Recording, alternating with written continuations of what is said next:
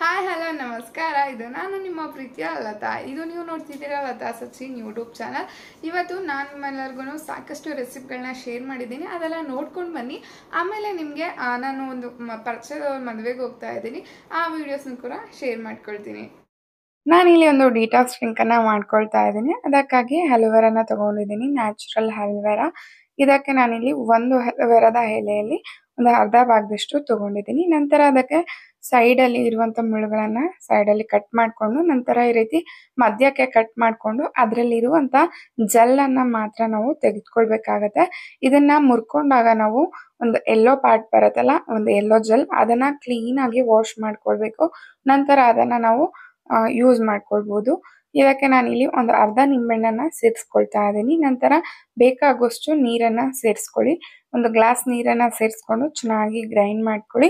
ನಂತರ ಇದನ್ನು ಫಿಲ್ಟರ್ ಮಾಡೋ ಅವಶ್ಯಕತೆ ಇರೋದಿಲ್ಲ, ಹಾಗೆಯೇ ನೀವು ಕುಡಿಬೋದು. ಟೇಸ್ಟು ನಿಮಗೆ ತುಂಬಾ ಇಷ್ಟ ಆಗುತ್ತೆ, ಏನು ಬೇರೆ ಟೇಸ್ಟ್ ಏನು ಅನಿಸಲ್ಲ. ಕುಡಿಲಿಕ್ಕಂತೂ ತುಂಬಾ ಚೆನ್ನಾಗಿರುತ್ತೆ. ಇದಕ್ಕೆ ಬೇಕಂದರೆ ಸ್ವೀಟಾಗಿ ಸ್ವಲ್ಪ ಜೇನುತುಪ್ಪನ ನೀವು ಬಳಸ್ಕೊಳ್ಬೋದು. 1 ಟೇಬಲ್ ಸ್ಪೂನ್ ಅಷ್ಟು ಜೇನುತುಪ್ಪವನ್ನು ಬಳಸ್ಕೊಂಡು ನಾನಿಲ್ಲಿ ಈ ಡ್ರಿಂಕನ್ನು ಮಾಡ್ಕೊಂಡಿದ್ದೀನಿ. ಹಲವೆರಾನ ನಮ್ಮ ಔಟರ್ ಬಾಡಿಗೆ ಅಪ್ಲೈ ಮಾಡಿದ್ರೇ ಎಷ್ಟೆಲ್ಲ ಬೆನಿಫಿಟ್ಸ್ ಇದೆ ಅಂಥದ್ರಲ್ಲಿ ನಮ್ಮ ಬಾಡಿಗೆ ಇಂಟೇಕ್ ಮಾಡಿದರೆ ಎಷ್ಟೆಲ್ಲ ಬೆನಿಫಿಟ್ಸ್ ಸಿಗುತ್ತೆ ಅಲ್ವಾ. ಇದು ಹೆಣ್ಮಕ್ಳಿಗಂತೂ ಮಾಡಿಸಿದಂಥ ಒಂದು ಅಮೃತ ಅಂತಲೇ ಹೇಳ್ಬೋದು. ಇದನ್ನು ಯಾರೆಲ್ಲ ಪೀರಿಯಡ್ಸ್ ಕರೆಕ್ಟ್ ಆಗ್ತಾ ಇರಲ್ಲ ಅಂಥವರು ಕೂಡ ಯೂಸ್ ಮಾಡ್ಬೋದು. ಪೀರಿಯಡ್ಸ್ ಟೈಮಲ್ಲಿ ತುಂಬಾ ಹೊಟ್ಟೆ ನೋವಿದೆ ಅನ್ನೋರು ಖಂಡಿತವಾಗ್ಲೂ ಇದನ್ನು 21 ದಿನ ಬೆಳೆಸಿದ್ರೆ ಖಂಡಿತವಾಗ್ಲೂ ಒಳ್ಳೆ ರಿಸಲ್ಟ್ ಸಿಗುತ್ತೆ. ಇದನ್ನು ನೀವು 21 ದಿನ ಬೆಳೆಸಿ ನಂತರ ಬೇಕಾದರೆ ಲಿಮಿಟ್ ಆಗಿ ಕೆಲವೊಮ್ಮೆ ಅಪರೂಪದಲ್ಲಿ ನೀವು ಯೂಸ್ ಮಾಡ್ಕೊಳ್ಬೋದು. ಡೈಲಿ ಇದನ್ನು ಯೂಸ್ ಮಾಡಬಾರ್ದು, ಅಂದರೆ ವರ್ಷದಲ್ಲಿ 365 ದಿನನೂ ಯೂಸ್ ಮಾಡಬಾರ್ದು. ಫಸ್ಟಿಗೆ ನೀವು 21 ದಿನ ಬಳಸಿ, ನಂತರ ಬೇಕಾದರೆ 15 ದಿನಕ್ಕೊಮ್ಮೆ, ತಿಂಗಳಿಗೊಮ್ಮೆ ಅಥವಾ 20 ದಿನಕ್ಕೊಮ್ಮೆ ಈ ರೀತಿ ನೀವು ಇದನ್ನು ಯೂಸ್ ಮಾಡ್ಬೋದು. ಹಲವೆರಾ ಜ್ಯೂಸನ್ನು ಕುಡಿಯೋದ್ರಿಂದ ಡೈಜೆಷನ್ಗಾಗಿರ್ಬೋದು, ಈ ಬಿಸಿಲಲ್ಲಿ ತುಂಬಾ ಎದೆ ಉರಿ ಅನ್ನಿಸ್ತಾ ಇರುತ್ತೆ ಬಿಸಿಲಿಗೆ, ಹೀಟಿಗೆ, ಆ ಟೈಮಲ್ಲೂ ಕೂಡ ಈ ಹಲವೆರಾ ಡಿಟಾಕ್ಸ್ ಡ್ರಿಂಕನ್ನು ನೀವು ಕುಡಿಬೋದು. ನಂತರ ಇದರಿಂದ ಹೇಗೆ ನಾವು ತಲೆಗೆ ಹಚ್ಚಿದ್ರೆ ಹೇಗೆ ಹೈಡ್ರೇಷನ್ ಆಗುತ್ತೆ ಅಥವಾ ಕೂದಲಿಗೆ ನರಿಶ್ ಆಗುತ್ತೆ, ಅದೇ ರೀತಿ ನಾವು ಇಂಟೇಕ್ ಮಾಡಿದಾಗೂ ಕೂಡ ಅಷ್ಟೇ ಹೈಡ್ರೇಷನ್ ಆಗಿರ್ಬೋದು, ಅಷ್ಟೇ ಪವರು ನಾವು ಇಂಟೇಕ್ ಮಾಡಿದಾಗೂ ಕೂಡ ನಮಗೆ ಸಿಗುತ್ತೆ. ಈ ಹಲವೆರಾನ ಬಳಸ್ಕೊಂಡು ಸಾಕಷ್ಟು ಬಗೆಯ ಅಡುಗೆಗಳನ್ನು ಮಾಡ್ಕೊಳ್ಬೋದು. ಮುಂದೆ ಬರುವಂಥ ವಿಡಿಯೋಗಳಲ್ಲಿ ಆ ಅಡುಗೆನೂ ಕೂಡ ಶೇರ್ ಮಾಡ್ಕೊಳ್ತೀನಿ. ಹಾಗೆಯೇ ಈ ಜ್ಯೂಸ್ಗೆ ಯಾವುದೇ ರೀತಿ ಟೇಸ್ಟ್ ಇರಲ್ಲ. ನಿಂಬೆಹಣ್ಣು ಮತ್ತು ಜೇನುತುಪ್ಪನ ಬಳಸ್ಕೊಂಡಿದ್ದೀವಲ್ಲ, ಅದೇ ಟೇಸ್ಟ್ ಸಿಗ್ತಾ ಇರುತ್ತೆ. ಹಲವೆರಾಕ್ಕೆ ಯಾವುದೇ ಟೇಸ್ಟ್ ಇರಲ್ಲ, ಹಾಗಾಗಿ ಯಾವುದೇ ಜ್ಯೂಸ್ ಅಥವಾ ಅಡುಗೆಗೆ ಬಳಸ್ಕೊಂಡ್ರೆ ಇದರ ಟೇಸ್ಟ್ ಗೊತ್ತಾಗಲ್ಲ. ಯಾರಿಗೆಲ್ಲ ಇಷ್ಟ ಇರಲ್ಲ ತಿನ್ನಲಿಕ್ಕೆ ಅಂಥವರಿಗೆ ಈ ರೀತಿಯಾಗಿ ನಾವು ಮಾಡಿ ಕೊಡ್ಬೋದು. ನಾನಿಲ್ಲಿ ಒಂದು ಸಲಾಡನ್ನು ಮಾಡ್ಕೊಳ್ಳೋದಕ್ಕೆ ಗೆಣಸು ಮತ್ತು ಕ್ಯಾರೆಟ್ ಹಾಗೆ ಸ್ವೀಟ್ ಕಾರ್ನನ್ನು ತೊಗೊಂಡಿದ್ದೀನಿ.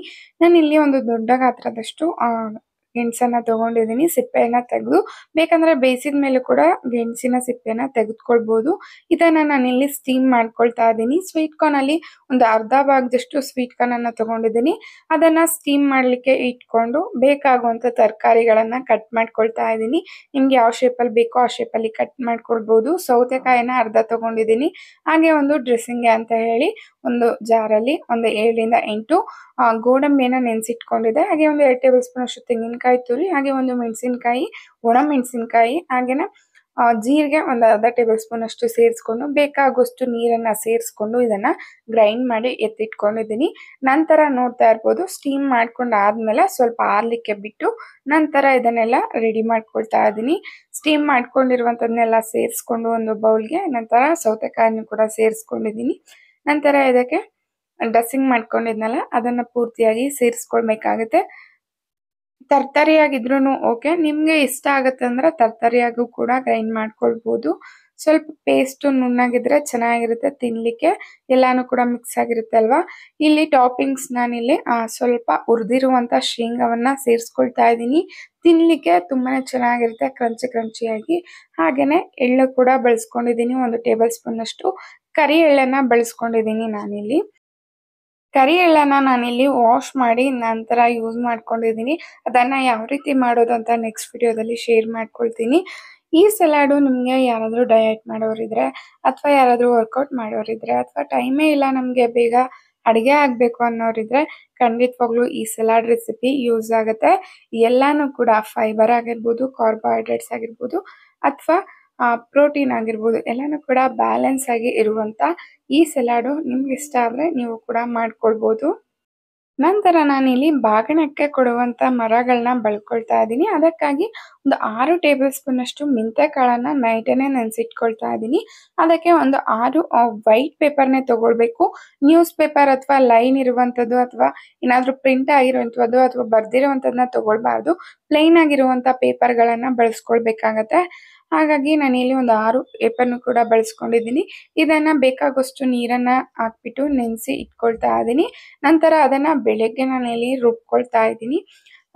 ಟೋಟಲ್ ಆಗಿ 2 ಮರಗಳನ್ನು ಬಳ್ಕೊಳ್ಬೇಕಂದ್ರೆ ಟೋಟಲ್ ಆಗಿ ನಮಗೆ 6 ಟೇಬಲ್ ಸ್ಪೂನಷ್ಟು ಮೆಂತ್ಯ ಕಾಳು ಬೇಕಾಗುತ್ತೆ, 6 ಪೇಪರ್ ಬೇಕಾಗುತ್ತೆ. ನಂತರ ಇದಕ್ಕೆ ಒಂದು ಅರ್ಧ ಟೇಬಲ್ ಸ್ಪೂನಷ್ಟು ಅರಿಶಿನ ಸೇರಿಸ್ಕೊಂಡಿದ್ದೀನಿ.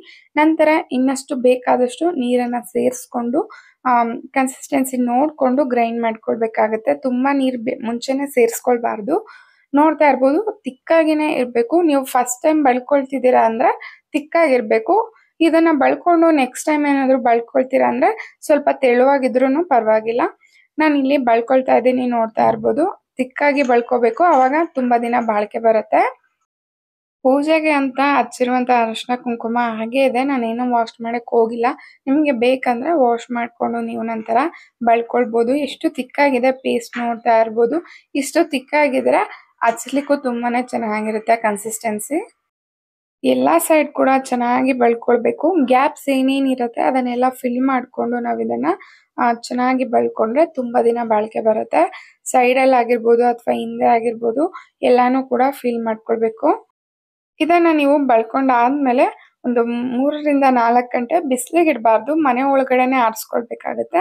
ಬಿಸಿಲಿಗೆ ಯಾವುದೇ ಕಾರಣಕ್ಕೂ ಇಡಬೇಡಿ. ಒಂದು ನ್ಯೂಸ್ ಪೇಪರ್ ಅಥವಾ ಯಾವುದಾದ್ರೂ ಪೇಪರ್ ಮೇಲೆ ನೀವು ಇಟ್ಟರೆ ಅದು ಅಂಟುತ್ತೆ ಅಲ್ವಾ ಬೇರೆ ಕಡೆ ಇಟ್ಟರೆ. ಹಾಗಾಗಿ ಒಂದು ಪೇಪರ್ ಮೇಲೆ ಇಟ್ಕೊಂಡು ನೀವು ಒಣಗಿಸ್ಕೊಳ್ಬೋದು. ನಂತರ ನೋಡ್ತಾ ಇರ್ಬೋದು, ಏನೇ ಕ್ಲೀನ್ ಮಾಡ್ಕೊಳ್ಳೋದಕ್ಕಾಗಲಿ ಇದೆಲ್ಲ ಯೂಸ್ ಆಗುತ್ತೆ. ನೀವು ಪ್ಲಾಸ್ಟಿಕ್ ಮರಗಳನ್ನು ಯೂಸ್ ಮಾಡಬಾರ್ದು ಅಂದರೆ ನೀವು ಇದನ್ನು ಈ ರೀತಿ ಟ್ರೈ ಮಾಡ್ಬೋದು. ಇದನ್ನು ನೀವು ಅರಿಶಿನ ಯೂಸ್ ಮಾಡಿರೋದ್ರಿಂದ ಮೊರಗಳು ನಾವು ಎಷ್ಟು ದಿನ ಯೂಸ್ ಮಾಡದೆ ಹಾಗೆ ಇಟ್ಟರು ಕೂಡ ಹುಳ ಆಗೋದಿಲ್ಲ. ಹಾಲನ್ನಾಗಿರ್ಬೋದು ಅಥವಾ ಕಿಚನ್ ಆಗಿರ್ಬೋದು ಸ್ವಲ್ಪ ಮೇಕವರ್ ಮಾಡೋಣ ಅಂತ ಹೇಳ್ಬಿಟ್ಟು ನಾವು ಇದನ್ನು ಸಿಂಗಲ್ ಕಾಟನ್ನು ಆರ್ಡರ್ ಮಾಡಿದ್ವಿ. ಇದು ನಾವು ಮಾಡಿಸಿರುವಂಥದ್ದು, ಹಾಗೆಯೇ ಬುಕ್ ಮಾಡಿ ತಗೊಂಡಿರುವಂಥದ್ದಲ್ಲ. ನೋಡಿದರೆ ಅಷ್ಟೊಂದು ಕ್ವಾಲಿಟಿ ಇರಲ್ಲ ಅಂದ್ಕೊಂಡು ಸ್ಟೋರೇಜ್ ಕೂಡ ಇದೆ. ವಿತ್ ಸ್ಟೋರೇಜ್ ತುಂಬಾ ಯೂಸ್ ಆಗಿದೆ. ಯೂಸ್ ಮಾಡಲಿಕ್ಕೆಲ್ಲ ತುಂಬಾ ಚೆನ್ನಾಗಿರುತ್ತೆ. ಏನಾದರೂ ಸ್ಟೋರ್ ಮಾಡಲಿಕ್ಕೆ ಅಥವಾ ಬಟ್ಟೆಗಳನ್ನು ಸ್ಟೋರ್ ಮಾಡಲಿಕ್ಕೆ ತುಂಬಾ ಚೆನ್ನಾಗಿದೆ. ನೋಡ್ತಾ ಇರ್ಬೋದು, ನಾನಿಲ್ಲಿ ಅಮೆಝಾನಲ್ಲಿ ಬುಕ್ ಮಾಡಿರುವಂಥ ಆ ಪಿಲ್ಲೋ ಕುಷನ್ಸ್ನ ಕೂಡ ಇಟ್ಟು ಡೆಕೋರೇಟ್ ಮಾಡಿದ್ದೀನಿ. ತುಂಬಾ ಚೆನ್ನಾಗಿ ಕಾಣಿಸ್ತಾ ಇದೆ. ನನಗಂತೂ ತುಂಬಾ ಇಷ್ಟ ಆಯಿತು.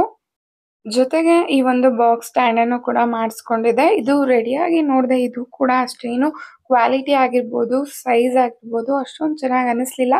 ಹಾಗಾಗಿ ನಾನು ಇದನ್ನು ಕೂಡ ಬುಕ್ ಮಾಡಿಕೊಂಡು ಅಂದರೆ ಮಾಡಿಸಿರುವಂಥದ್ದು. ಇದು ಗೊತ್ತಿರುವಂಥ ಪರಿಚಯದವ್ರ ಹತ್ರ ಮಾಡಿಸ್ಕೊಂಡಿರುವಂಥದ್ದು. ಮೇಲೆ ಒಂದು ಪ್ಲಾಂಟ್ ಕೂಡ ಇಟ್ಟಿದ್ದೀನಿ. ಹಾಗೆಯೇ ನೋಡ್ತಾ ಇರ್ಬೋದು, ಎಲ್ಲಾನು ಕೂಡ ಬರೀ ಪ್ಲಾಸ್ಟಿಕ್ಕೇ ಇದೆ. ಎಷ್ಟೊತ್ತಿಗೆ ನಾನು ಇದನ್ನು ಎಲ್ಲ ಪ್ಲಾಸ್ಟಿಕ್ ಮುಕ್ತ ಮಾಡ್ತೀನಿ ಅನ್ನಿಸ್ತಾ ಇದೆ. ನಮ್ಮ ಕಿಚನಲ್ಲಿ ಬಾಕ್ಸ್ ಸ್ಟೋರೇಜ್ಗಂತ ಹೇಳಿ ಸಪ್ರೇಟಾಗಿ ಶೆಲ್ಫ್ಗಳನ್ನು ಕೊಟ್ಟಿಲ್ಲ. ಹಾಗಾಗಿ ಈ ರೀತಿ ಸ್ಟ್ಯಾಂಡನ್ನು ನಾನು ಮಾಡಿಸ್ಕೊಂಡಿದ್ದೀನಿ.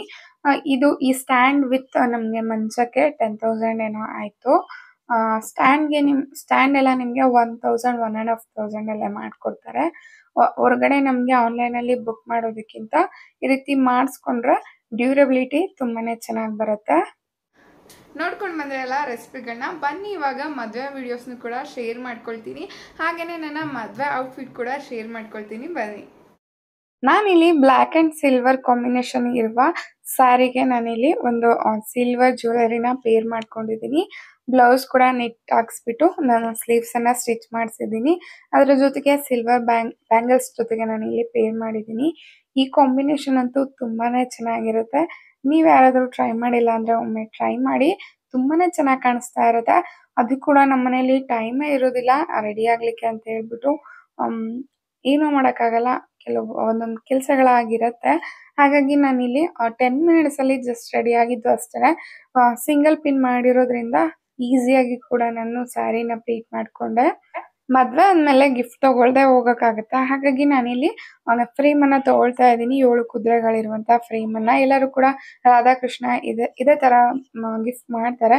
ನಾನಿಲ್ಲಿ ಎಷ್ಟೇ ಹಾರ್ಡ್ ವರ್ಕ್ ಮಾಡಿದರೂ ಕೂಡ ಲಕ್ ಅನ್ನೋದು ಜೀವನದಲ್ಲಿ ತುಂಬಾ ಇಂಪಾರ್ಟೆಂಟ್ ಆಗುತ್ತೆ. ಆ ಲಕ್ಕು ಆ ಹುಡುಗ ಹುಡುಗಿಗೆ ಸಿಗಲಿ ಅಂತ ಹೇಳಿ ನಾನು ಇದನ್ನು ಗಿಫ್ಟ್ ಮಾಡ್ತಾ ಇದ್ದೀನಿ. ಮದುವೆ ಆದಮೇಲೆ ಅವ್ರ ಲೈಫ್ ಇನ್ನೂ ತುಂಬ ಚೆನ್ನಾಗಿರಲಿ ಅಂತ ಬ್ಲೆಸ್ ಮಾಡ್ತಾ ಈ ಗಿಫ್ಟನ್ನು ತೊಗೊಂಡೆ. ನನಗೆ ಅಷ್ಟೊಂದು ಮದುವೆದು ಕ್ಲಿಪ್ಪಿಂಗ್ಸ್ ತೊಗೊಳಕ್ಕೆ ಆಗಲಿಲ್ಲ. ತುಂಬಾ ಲೇಟಾಗಿ ಹೋಗಿದ್ವಿ. ಹಾಗಾಗಿ ನೋಡ್ತಾ ಇರ್ಬೋದು ಹುಡುಗ ಹುಡುಗಿ ತುಂಬಾ ಕ್ಯೂಟಾಗಿ ಕಾಣಿಸ್ತಾ ಇದ್ದಾರೆ. ಮದುವೆ ಊಟ ಕೂಡ ನೋಡ್ತಾ ಇರ್ಬೋದು ಯಾವ ರೀತಿ ಇದೆ ಅಂತ ಹೇಳ್ಬಿಟ್ಟು. ಎಲ್ಲನೂ ಕೂಡ ಊಟ ಮಾಡಿಕೊಂಡು ಮನೆಗೆ ಬಂದ್ವಿ.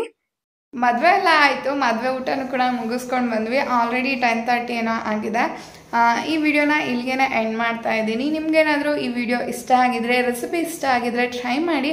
ಹಾಗೆಯೇ ನಿಮ್ಮ ಫ್ರೆಂಡ್ಸ್ ಆ್ಯಂಡ್ ಫ್ಯಾಮಿಲಿಗೂ ಕೂಡ ಶೇರ್ ಮಾಡಿ. ಈ ವಿಡಿಯೋನ ಇಲ್ಲೇ ಎಂಡ್ ಮಾಡ್ತೀನಿ. ನೆಕ್ಸ್ಟ್ ವಿಡಿಯೋದಲ್ಲಿ ಸಿಗ್ತೀನಿ. ಅಲ್ಲಿವರೆಗೂ ನಮಸ್ಕಾರ. ಕರುನಾಡು.